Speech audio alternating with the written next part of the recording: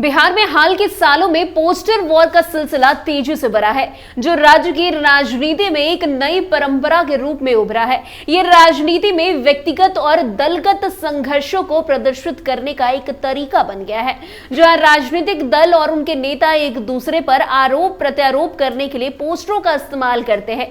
वैसे पोस्टर के जरिए कभी नीतीश तेजस्वी पर निशाना साधते हैं, तो कभी तेजस्वी नीतीश कुमार पर निशाना साधते हुए नजर आते हैं। इसी कड़ी में अब नाम जुड़ गया है प्रशांत किशोर का। जी हां, प्रशांत किशोर ने भी पोस्टर के जरिए नीतीश कुमार पर निशाना साधा है। क्या है पूरी खबर, बताते हैं आपको विस्तार से।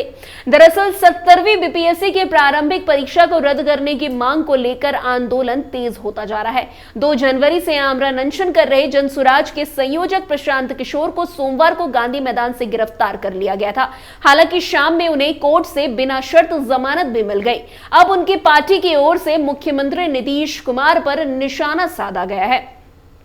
पटना की सड़कों पर जनसुराज की ओर से ये पोस्टर लगाया गया है। पोस्टर आपकी स्क्रीन पर नजर आ रहा होगा, जिसमें जनसुराज के नेता बैनर पोस्टर के माध्यम से नीतीश सरकार को घेरते दिख रहे हैं। प्रशांत किशोर की पार्टी के नेता विकास कुमार ज्योति की तरफ से लगाए गए बैनर में मकर संक्रांति के बाद बिहार में सत्ता परिवर्तन का बड़ा दावा किया गया है। बैनर में लिखा गया है कि कुछ लेकर जाएंगे, कुछ देकर जाएंगे। इस बैनर में मुख्यमंत्री नीतीश कुमार की एक तस्वीर ट्रेन के ऊपर लगाई गई है। ठीक नीचे लिखा गया है कि मकर संक्रांति के बाद श्रमजीवी ट्रेन पकड़कर चाचा जी नालंदा लौट जाएंगे। यानी कुल मिलाकर बिहार में छात्र आंदोलन के दौरान जहां प्रशांत किशोर सियासत का केंद्र बने हुए थे, वहीं अब उनकी पार्टी के नेता भी नीतीश सरकार पर हमलावर हो गई है। मकर संक्रांति के बाद मुख्यमंत्री को उनके गृह जिले वापस लौटने की बात कह रही है। इसी बीच आज मंगलवार को आमरण अनशन की वजह से प्रशांत किशोर की तबियत कुछ ज्यादा ही बिगड़ गई। आज यानी कि 7 जनवरी की सुबह मेडिकल की टीम प्रशांत किशोर के चेकअप के लिए पहुंच गई थी। जांच के बाद उन्हें अस्पताल में भर्ती करने की बात कही गई। उसके बाद प्रशांत किशोर को एम्बुलेंस से मेदांता अस्पताल भेज दिया गया। बताया जा रहा है कि उन्हें गैस और डिहाइड्रेशन की शिकायत है, जिसके बाद उन्हें अस्पताल में भर्ती कराया गया। वैसे जनसुराज के सूत्रधार प्रशांत किशोर की तबियत बिगड़ गई। बीते 2 जनवरी से वे आमरण अनशन पर थे। सोमवार की सुबह रात करीब उनकी तबियत बिगड़ी। इसके बाद मंगलवार की सुबह मेडिकल की टीम उनके आवास पर पहुंची। जांच के बाद सलाह दी गई कि उन्हें भर्ती करना होगा। जी हां, और अब घर से सीधे मेदांता अस्पताल पीके को ले जाया गया। मेदांता के डॉक्टर अजीत प्रधान अपनी टीम के साथ शेखपुरा हाउस पहुंचे थे। इसके बाद एम्बुलेंस से प्रशांत किशोर को भर्ती करने के लिए मेदांता अस्पताल भेजा गया। वैसे आपको बता दें कि जनसुराज के संस्थापक प्रशांत किशोर की तबियत अचानक ही बिगड़ गई, जिसके बाद उनको पटना के मेदांता अस्पताल में फिलहाल भर्ती कराया गया है, जहां उनका इलाज किया जा रहा है। वो पिछले 6 दिनों से बीपीएससी के खिलाफ आमरण अनशन कर रहे हैं। बीते कल पुलिस ने उनको गांधी मैदान से गिरफ्तार भी किया था। हालांकि रात होते होते उनके कोर्ट से रिहा भी मिल गई। अब आज सुबह 10 बजे के करीब पी के लोगों से बातचीत कर रहे थे। उसी दौरान वो अचेत हो गए, यानी कि बेहोश हो गए। जिसके बाद डॉक्टरों की टीम आनन फानन में शेखपुरा हाउस पहुंचे और प्रशांत किशोर को लेकर मेदांता अस्पताल गई।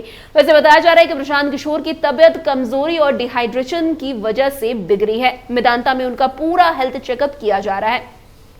हालांकि उन्होंने अस्पताल जाने से पहले कहा कि उनका भूख हड़ताल अभी भी जारी रहेगा, यानी कि अस्पताल जाने के बाद भी उनका आमरण अनशन जो भूख हड़ताल थी, वो जारी रहेगी। वो अभ्यर्थियों के भविष्य की लड़ाई तक आंदोलन जारी रखने की बात कह रहे हैं। बताया जा रहा है कि प्रशांत किशोर को गैस और डिहाइड्रेशन की शिकायत है।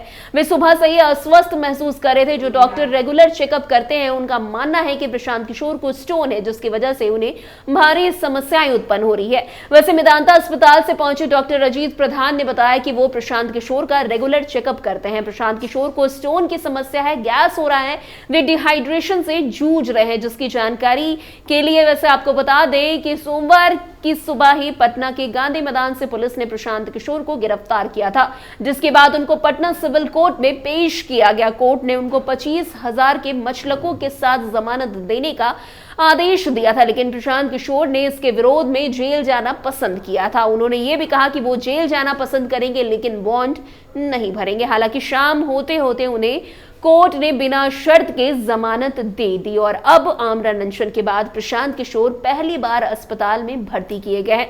वैसे देखा जाए तो प्रशांत किशोर एक तरफ अस्पताल में भर्ती हैं तो दूसरी तरफ उनकी पार्टी के द्वारा लगातार नीतीश कुमार पर निशाना साधा जा रहा है।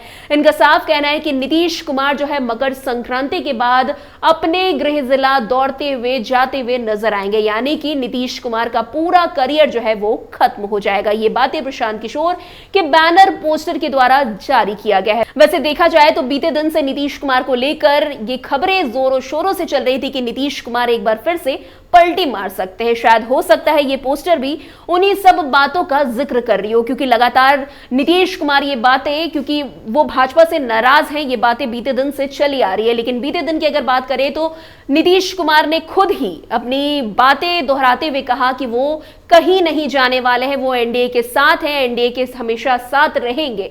वैसे ये भी बातें सामने आ रही थी कि नीतीश कुमार भाजपा से नाराज चल रहे हैं, जिसके बाद उनको मनाने के लिए खुद अमित शाह बिहार आने वाले थे, लेकिन अमित शाह बिहार आने का जो उनका दौरा था वो कैंसिल कर दिया, क्योंकि ये बातें उठ रही थी कि अमित शाह ने जो है नीतीश कुमार को दिल्ली बैठे ही मना लिया है, जिसके बाद अमित शाह को बिहार आने की जरूरत नहीं है। जिसके बाद खुद नीतीश कुमार ने भी ये बातें कही थी कि अब वो कहीं नहीं जाने वाले हैं। इसके बाद अब प्रशांत किशोर के द्वारा ये पोस्टर लगाया गया है कि मकर संक्रांति के बाद नीतीश कुमार ट्रेन से अपने गृह जिला जाते हुए नजर आएंगे। कहीं ना कहीं ये बातें नीतीश कुमार और जेडीयू और खास करके एनडीए के लिए बड़ी बात है। अब देखना दिलचस्प होगा कि क्या सचमुच नीतीश कुमार मकर संक्रांति के बाद ट्रेन पर बैठकर अपने गृह जिला जाते हुए नजर आएंगे या कुछ और ही मकर संक्रांति के बाद उनका जो काम है, करने का तरीका है, उनके जो राजनीति है वो कुछ और ही दिशा तय करती है। तो फिलहाल आज के इस खबर में इतना ही। अन्य खबरों में हमारे साथ ऐसे बने रहें और देखते रहिए। तब तक के लिए कैपिटल टीवी बिहार। धन्यवाद।